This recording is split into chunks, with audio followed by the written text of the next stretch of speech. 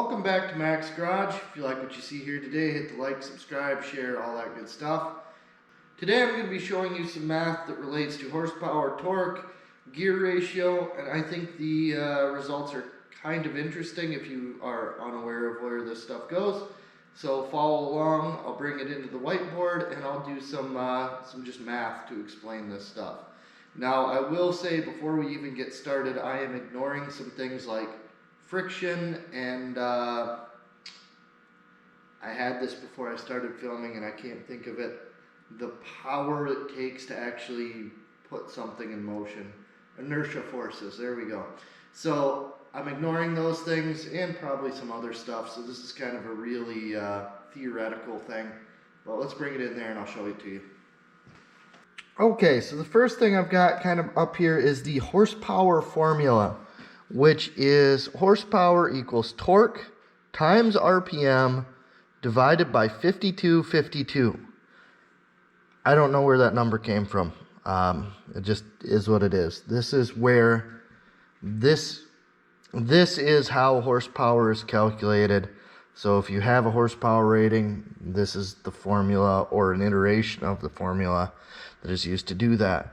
So I'm going to use 450 foot-pounds. So first of all, like, your torque number here is going to be basically the efficiency of the engine.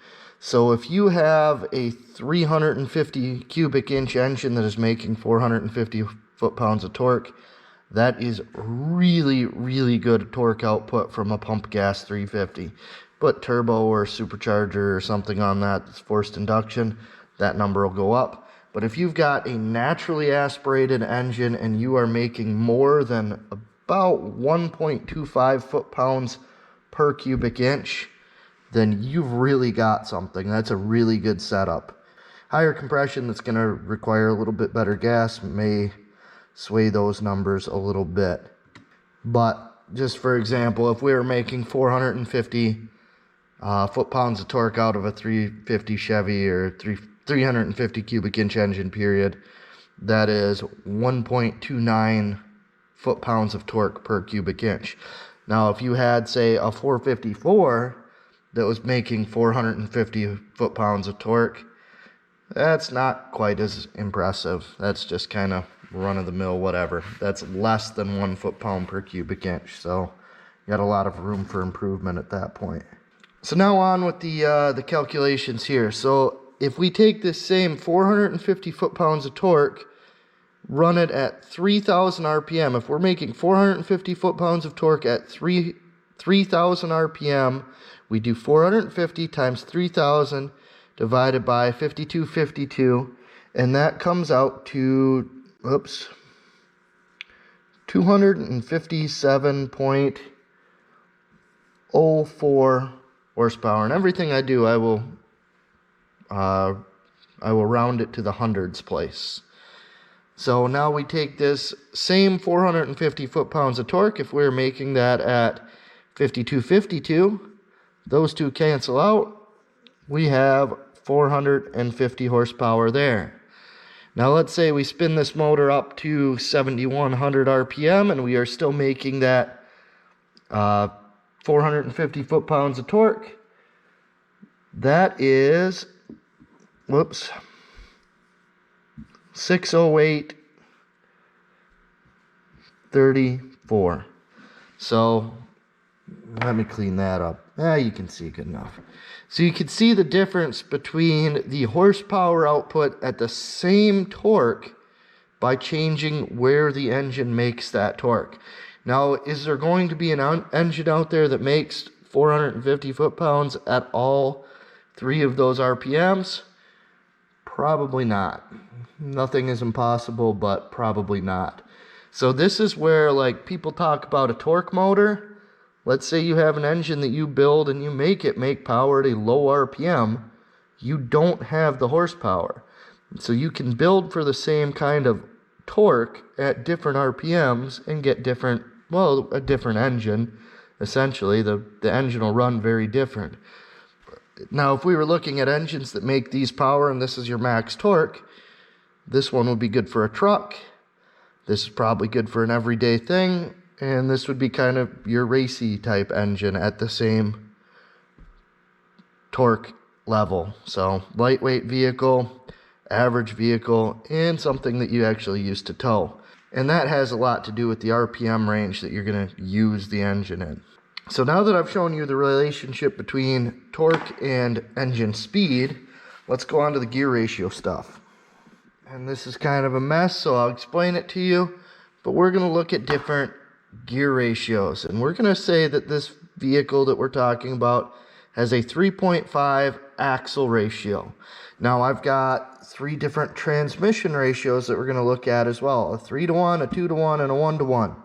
So this is probably not real well aligned with anything that's real life, but it makes the math a little bit easier. So the first thing that we'll look at is, we'll say this is a 3-speed transmission with first gear, second gear, third gear. So when we look at this, I'm using the 257.04 horsepower version that has 450 foot-pounds of torque at 3,000 RPM. And that's the formula we use to figure out that 257.04 horsepower. So the first thing that we're going to look at is first gear. So in first gear, we have a 3-to-1 gear reduction in the transmission and a 3.5-to-1 gear reduction in the axle.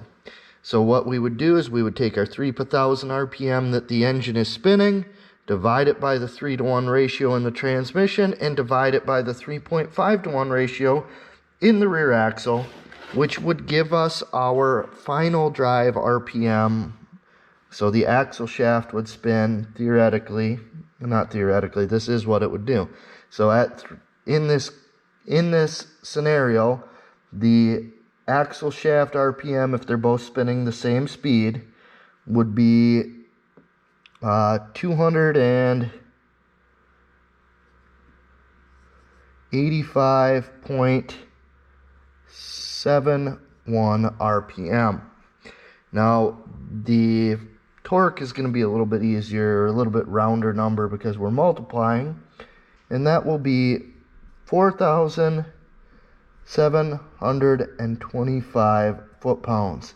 So at the rear wheels in first gear with the 3.5 axle ratio, we are spinning the axle 285.71 RPM and putting down 4,725 foot-pounds to the tire.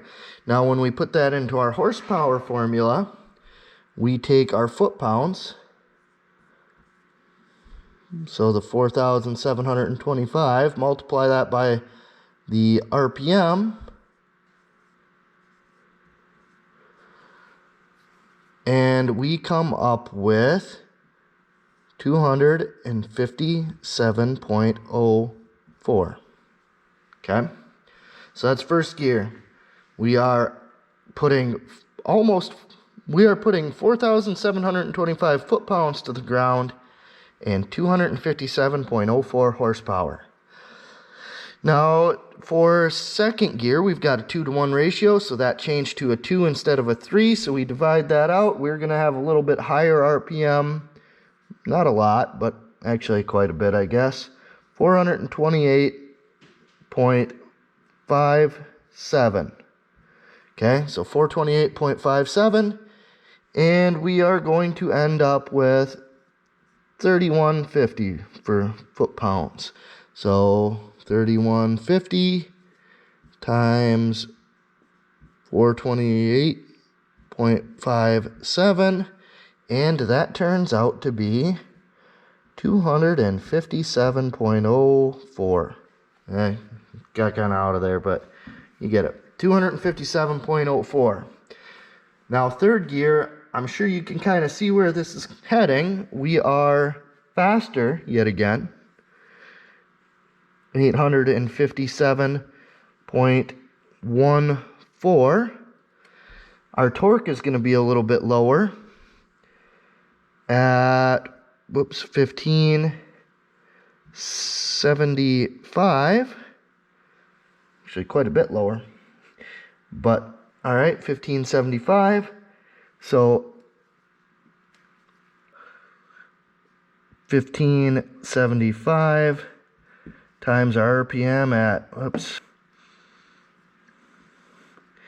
857.14, and guess what we get for horsepower again? 257.04. So that's the mathematical way of showing horsepower, torque, and RPM through different gears.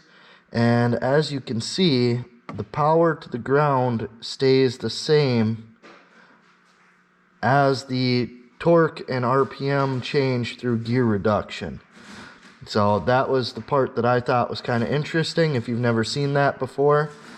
Again, this does ignore things like frictional loss in your driveline and the fact that it probably does make a little bit more power in certain gears because it's not spinning things up as fast. But from a theoretical standpoint, you make the same horsepower all the way through in each gear. Thanks for watching, and I'll see you later.